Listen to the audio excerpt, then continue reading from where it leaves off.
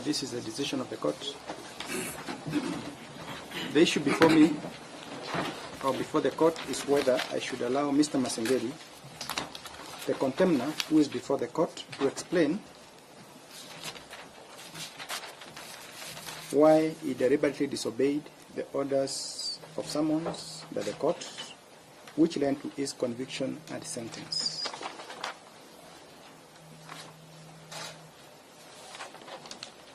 The Law Society of Kenya, led by the President Emeritus Nelson Havi, has urged me to deny Mr. Masengeli the opportunity. He has revealed that he has revealed to this court from the bar that the missing persons have now been released, and all I should do is to allow Mr. Masengeli to confirm that he has complied with the orders of habeas corpus so that these proceedings can come to an end. Additionally, he has argued that Mr. Masengeli has filed 2 applications before the Court of Appeal where he has appealed against a conviction and sentence, and one where he seeks an order of stay of these proceedings.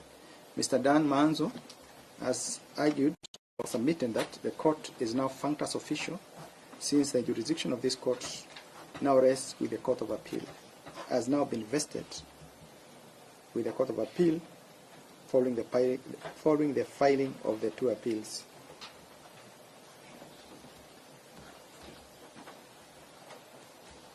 This position has been strongly opposed by counsels for the first respondent, Mr. Miller and Mr. Ogola, who have argued that the court gave a coercive order which end compliance requirements. Further, the proceedings before the Court of Appeal are intended to deal with the conviction aspect and not the sentence. In making a decision on the issue before me, I must make reference to the sentence of the order I made on the 13th of September 2024. In sentencing for contempt, there are normally 2 ways of punishing a contemner.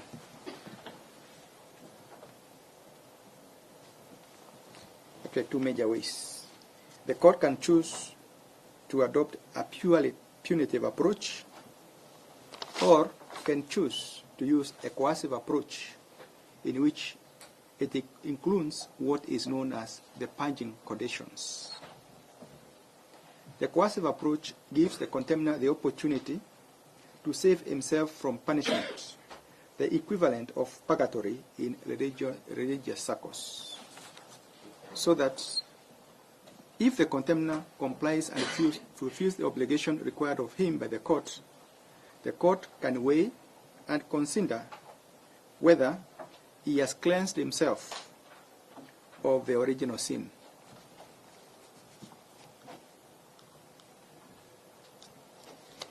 In my ruling on the 13th of September 2024, I had this in mind when I included condition number 4, which stated as follows: the court nevertheless considers it desirable to impose a coercive order as opposed to the punitive order.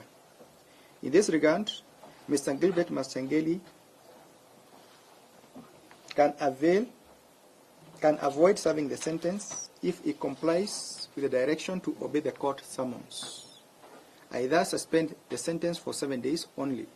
The acting Inspector General can redeem himself by availing himself before the court in person to answer to the issues he has been avoiding within 7 days. In default, the sentence shall automatically become effective.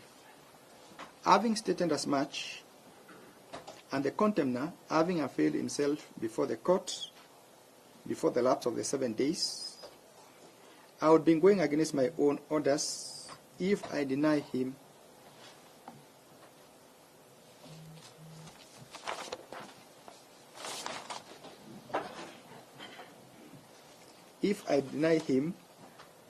audience as urged by the LSK. This is a court of justice and must act fairly at all times towards those that appear before it. Mr. Masengeli is entitled to be heard by virtue of this court order. The Court of Appeal has not taken away the jurisdiction of this court, for it has not issued any order being barring this court from hearing Mr. Masengeli. This court is not functus official either, as the sentence was not purely punitive, but coercive, laced with purge conditions that the court reserved to consider before the sentence becomes effective. I will thus allow Mr. Masengeli to take to the stand and redeem himself. Most obliged.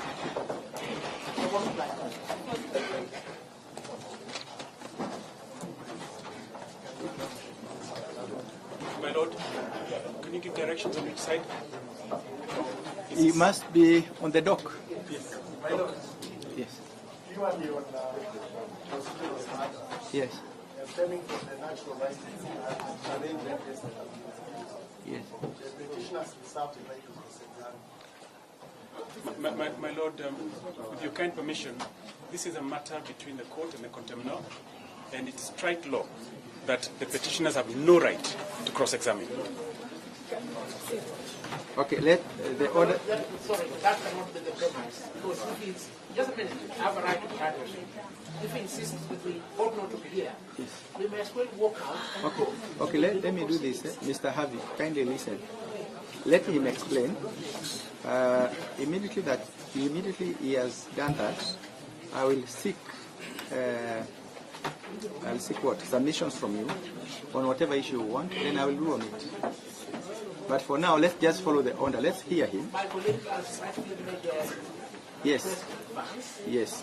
It is taking oath on the Bible. We will reserve our right to cross-examine. You will reserve the right to cross-examine, but let's first hear him. Then we can see whether it is necessary for you to cross-examine. Because you see, why do you make the decision to cross-examine before you have even heard what he says? Precisely, my lord. Now, a prudent lawyer No, must just wait. necessity Just wait. say to the court what he intends to do. Yeah, just wait until he does it, then we will consider. My lord, may I seek your leave? Yes, May I seek your leave to leave the court? very well. Mr. Mutinda and Mr. Bita It's okay. will appear. Thank you so much. Okay, Annette, swear the witness. Swear here.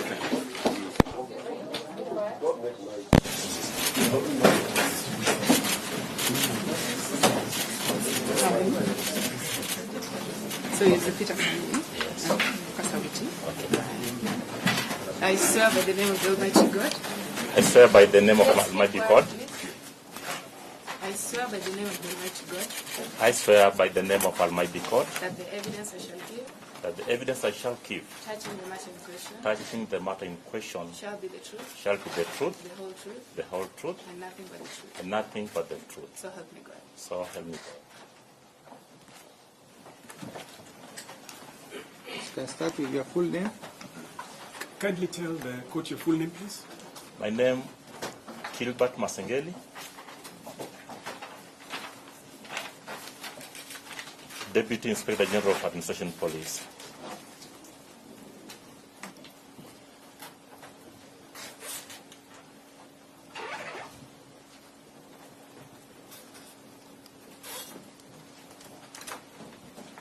Can you tell the court the specific roles or role that you have been serving within the Inspectorate of Police?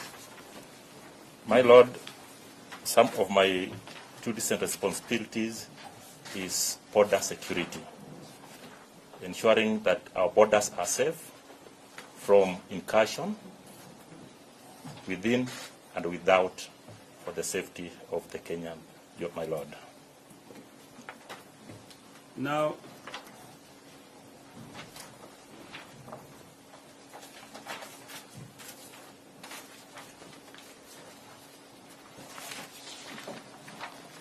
you have sworn an affidavit dated the 20th day of September 2024, which is here. Is that correct? Yes, my lord. Affidavit dated? 20th of September 2024.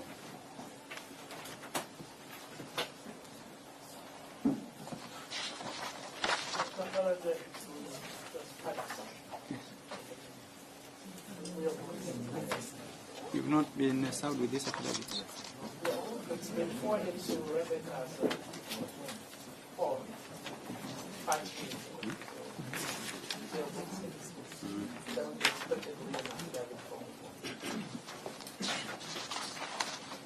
Would it assist if I give you time to go through the affidavit?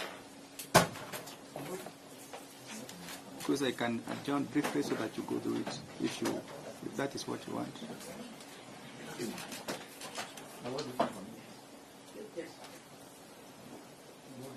Because basically what he's trying to say is he's going to rely on some of the information in the affidavit. Is it possible for me to allow you to go through that affidavit? I have a copy. I have a copy here, but I would, if you don't mind, I could ask my court assistant to have it photocopied by the court. I hope there is a return of service. No, let's not get to that. We just want to do things in the right way. Yeah. Yeah, I just wanted them to get up. Mr. Nelson Havi, I want us to agree. Can I adjourn for 20 minutes so that you can, maybe 20 or 30 minutes if you wish? I think 20, even 15 would be good. Very well. So in yeah.